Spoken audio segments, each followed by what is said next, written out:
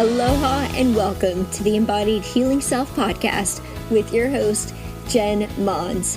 Each week, join me for soul-inspired, conscious conversations around embodied healing and awakening to your soul's purpose. Thank you for listening in.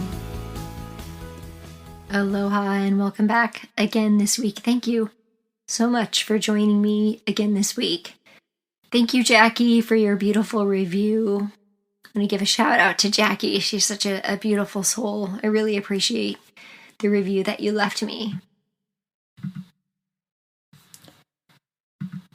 Jackie says, Jen is a guiding light on this journey we are all on. Her guided meditations, her insightful knowledge on all things spirit, her raw energy. It's as if each of her podcasts were custom tailored directly for me. Her timing on each topic couldn't be more perfect. Thank you. Thank you so much, Jackie. I really appreciate it. So today I want to dive into the topic of fear. I've talked about fear a couple of times on the show. You may remember allowing fear to be a catalyst. Early in the show, back in 2019, I did an episode with Lloyd Burnett around fear. I don't have those episode numbers for you right now, but we'll be sure to get those links in the show notes. Fear is paralyzing, and it has an energy, it has a frequency, and many of us have been paralyzed by it throughout our lives. Some of us are experiencing it at a deeper level right now. It invites procrastination and invites self-doubt. It keeps us stuck in our lives because we're afraid to move forward. And particularly, I think in the past 2 years with the pandemic, there's been a huge energy of fear. There's been a fear of getting sick. There's been a fear of even the vaccine itself. There's been some fears around, losing loved ones, not being able to see them. There's just been an overall general frequency and energy around fear. And fear is a very, very, very low vibration. I think of it as the opposite of love. It's the absence of love.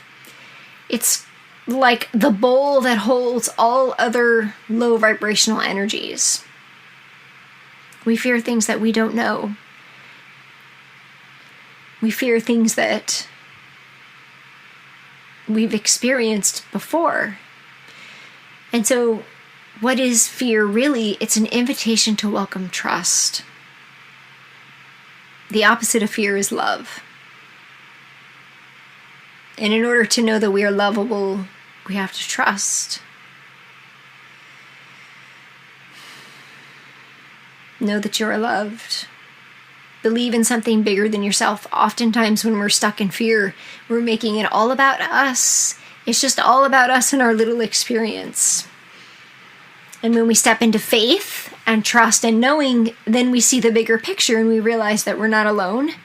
We're not the only individual, the human on the planet that's had this experience or this fear before. In fact, chances are probably at least a couple million other people have had similar experiences. Similar feelings. So, how do we practice faith over fear? And why am I talking about this to you today? Well, on a personal note, I was in a women's circle in the beginning of 2020, and I was asked to share something deeply vulnerable about me, and I love vulnerability. I've been in many women's circles. I've done a lot of shadow work, a lot of work around this. I was really surprised at what came up and how I was invited to really acknowledge and celebrate what I said. I was invited that year. I shared in the circle that the one thing that is true about me that people don't know about me is that I actually do trust. That I trust in God, I trust in my life, I trust myself. I know, I have this deep sense of knowing that I just trust, I just know. But 95% of the time, I worry. And it's a way that I play small. But if I'm by myself and I really evaluate and excavate, like, what is the truth here, I actually do trust. The outside world has conditioned me to think that I'm supposed to fear something. That if something is wrong, then I must be wrong. If something's broken, I'm broken. If things aren't perfect, I messed up. That other people have control over my life, which is not true. I get to choose. What is that saying? Life is 90% of what happens to you and 10% of how you respond to it. I can't remember who said that, but I remember it. I've thought about that for a long time. So let's do this together. I want you to think about something that you're navigating right now that you're afraid of. What are you afraid of? Are you afraid of failure? Are you afraid of scarcity, running out of love or money or time? Are you afraid of getting sick? Are you afraid of being exposed? Are you afraid of rejection? Are you afraid of being alone? Chances are there's something in your life that's running a program in the back, under the surface, and it's probably exhausting. If we were to just really get real about this. I've quoted this before, but you remember that cartoon movie, The Croods, where the father says, "Our fear keeps us alive." Well, maybe that's true, but man, that is exhausting, and that is not living your life. That is letting life live you under the shadow and the illusion of fear. And let's just think about what fear does to the body. Well, it can create anxiety, which creates stress, which creates stress hormones that create acidosis in the body. It disrupts our endocrine system. It affects our well-being. It affects our mental state, our emotional well-being, which affects our relationships with our loved ones. It affects how we show up at work, how we show up in relationships, how we have the energy to do a job or a task or we don't. It affects how we love ourselves, because if we don't have any energy or we don't believe in ourselves, we don't nourish ourselves. We don't move and do things to take care of ourselves. So it's important to witness the anxiety or fear. And by the way, giving yourself full permission to just be okay with that without judgment or shame, because a lot of people experience anxiety. Probably most people listening right now. I myself navigate anxiety daily, naturally. Checking in with my breath, checking in with my body, coming back to the body whenever I feel fear. So here's an example of anchoring into the body if you have something that you're afraid of. And I may have shared this before, but so one of my fears is flying, which is hilarious to me because I actually wanted to fly jets when I was in college, thought I was going to go into the Navy, started getting my private pilot's license, flew a couple of airplanes, got a little sick, was like, this is not for me. I'm a boat person. I'm a water person. I am not an air person. And I realized over the years that the fear of flying was really about control. It was really about the fear of losing control. And so one of the practices that I do when I notice that I get anxious again, because I'm fully putting my life into the hands of the pilots, trusting that they are trained, trusting in security, trusting in the mechanics, all of the things, right?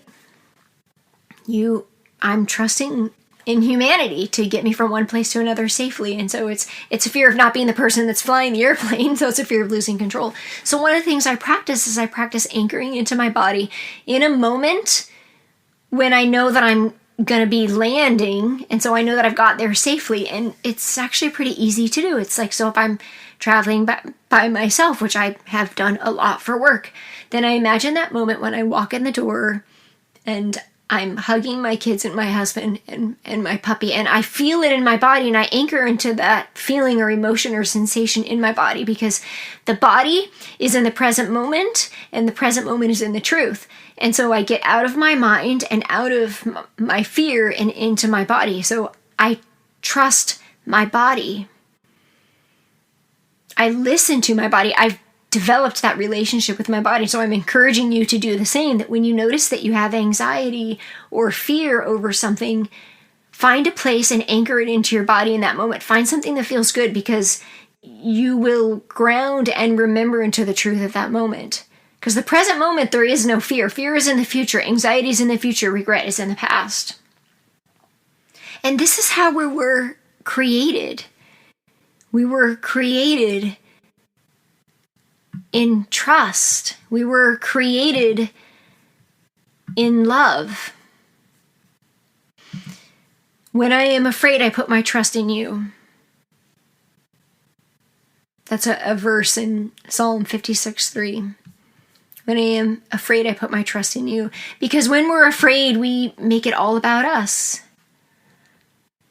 And we will be tested, by the way.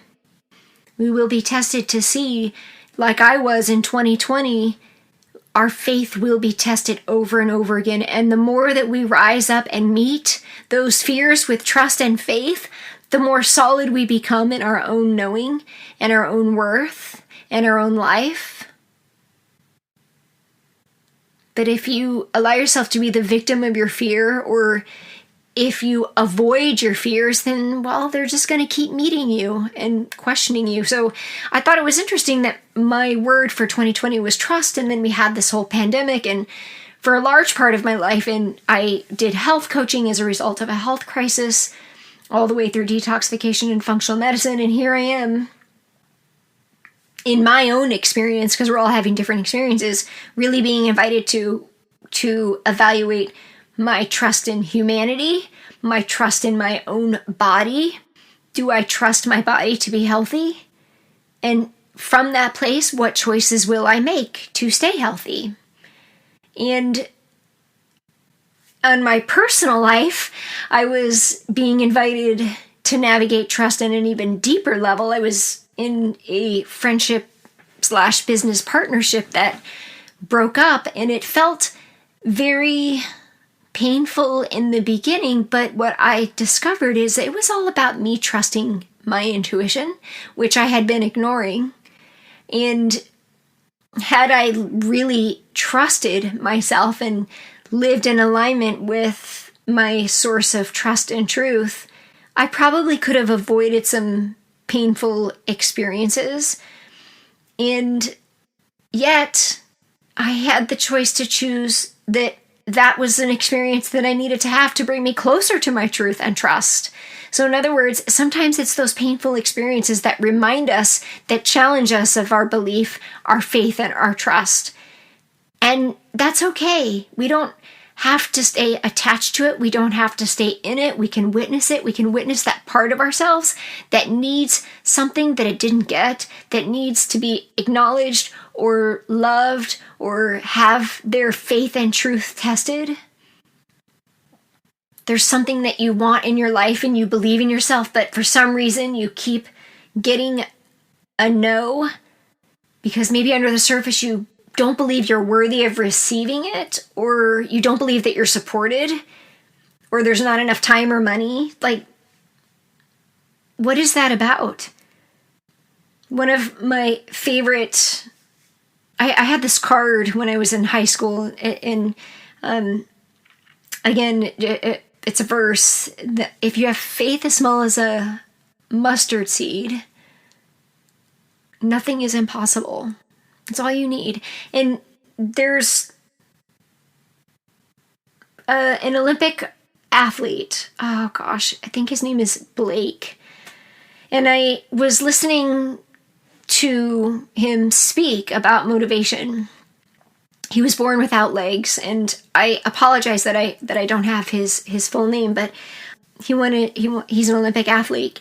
And his story shared about how when he was born, his parents always chose to focus on what was possible, and so did he. So if a man can be born without legs and become a gold, bronze, and silver medalist in the Paralympics, then you can do it too. You can do anything. Nobody should tell you what you can and can't do. Ever. Ever. And especially children. All you need is just a little bit of faith, a little bit of hope. That requires aligned action, by the way. It's not like we just sit there and say, oh, I have faith. No, it's not about saying it. It's about knowing it and believing it. Knowing that it's already true.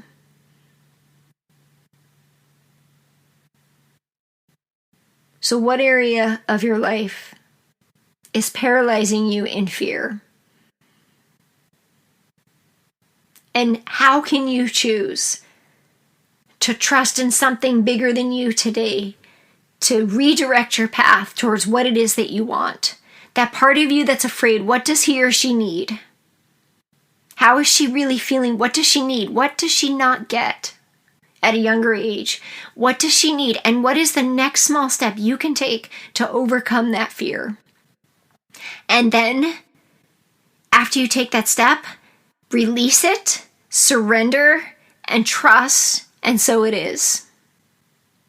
Trust that because you're loved by God, you're a child of God, it's already there because you are the thing that you're seeking, as Rumi says. What you're seeking is seeking you because you're already that thing. Your belief and your fear and anxiety created around it is showing you a different reality. But if you choose to see differently, then the reality that you choose to see is your reality. I know it's way easier said than done. And it takes support, it takes courage, it takes confidence, it takes the willingness to navigate through it, not avoid it, go around it, not project it onto other people. If you feel the need to prove others wrong or prove anything or control conversations or control anything, or if you're angry all the time or you have unhealthy relationships, ask yourself, are you being projected onto or are you projecting your needs onto others? It's a way that we can avoid the thing that we're afraid of. I know it's uncomfortable to hear all this, but it's also empowering. What if I chose faith over fear today? What if I chose to believe in what is possible rather than what's not? What if I chose to shift my words? There's power in words. What if I just chose to say and instead of but? What if I chose to say yes instead of no? What if I just listened to my words and asked myself, if I find myself saying something negative, is this really true? Or am I saying this because I feel sorry for myself, because I'm afraid, because I'm a victim? And shift your words. Shift your body language. Listen to what people are telling you.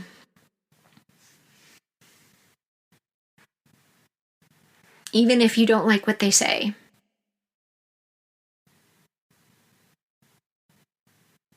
What area of my life can I choose faith over fear? What does faith mean to me? Courage, confidence, trust, peace. First, define what faith means to you. What does it feel like? What is my faith? What do I believe in? Do I think I have to do everything? Do I believe that I'm loved and supported? Do I believe in God? Do I believe in a source energy? Do I believe in something greater than me? Do I believe in the goodness of people? Do I believe I'm worthy? What do I believe? Where does my faith lie? What does trust mean to me? What does it feel like? What do I trust and believe in my current life situation? How did it show up throughout my life? Could I trust others? Did I trust my parents? Did they trust me? Have I been hurt? How did I respond? Did I trust too easily? Did I not trust myself enough? Fear is a way that we give our power away. Trust and faith are a way that we own it. We take self-responsibility for the way that we show up. I know you don't want to hear this, but it's true. Fear is a way that we give our power away. I'm inviting you to be with it. Welcome it. Ask fear what it needs. What does this say about me?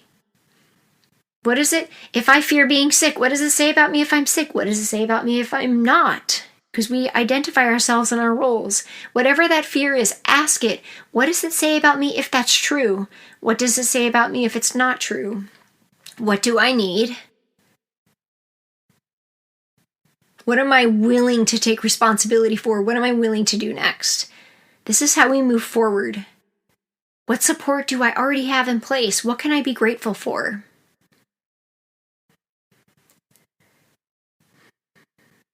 I'm just gonna, before we close, because I know that we're all in different places, some of those top fears that we're living with is a fear of mistrust, scarcity, hopelessness, that we're not lovable, that we're not worthy, the fear of failure,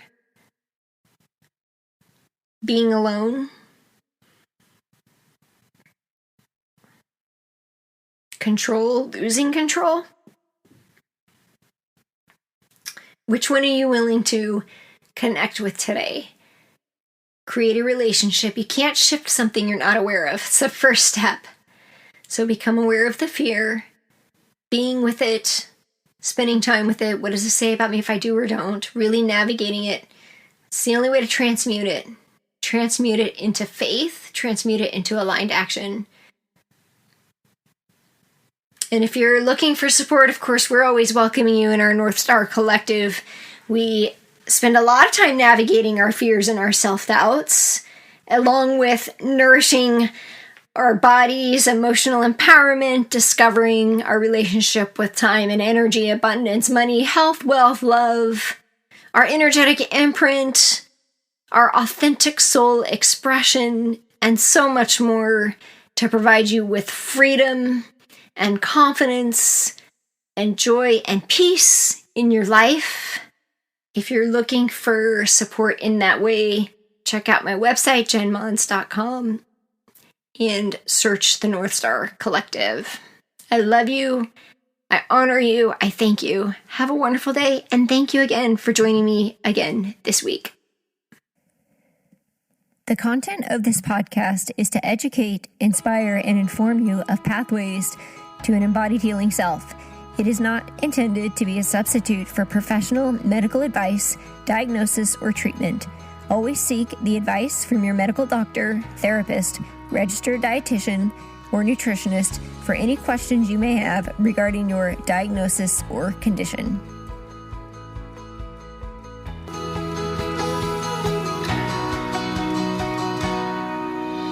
Hello, friends, and thank you so much for joining me today and being a part of this community. I know there are many other podcasts that you could be tuning into, and I am deeply honored that you chose to listen in and be present with me today.